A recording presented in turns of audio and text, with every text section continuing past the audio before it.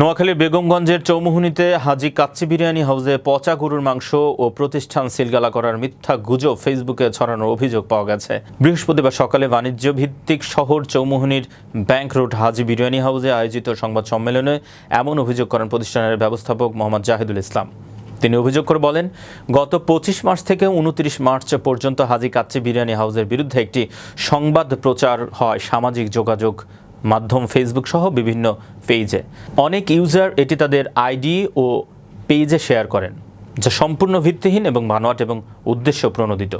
এ সময় প্রতিষ্ঠানের ব্যবস্থাপক হাজী কাচ্চি বিরিয়ানি হাউসের নামে মিথ্যা গুজব ছড়ানোর সাথে জড়িতদের চিহ্নিত করে আইনের আওতায় আনার দাবি জানান। ফেসবুকে যে প্রচারিত হয়েছে মিথ্যা তথ্য, এই তথ্যে যে উপজেলা নির্বাহী কর্মকর্তা ও সহকারী কমিশনার ভূমির নাম ব্যবহার করা হয়েছে, এই নামের কোনো লোক অভিযান পরিচালনা করেনি এবং আমাদের এখানে কোনো অভিযান পরিচালিত হয়নি।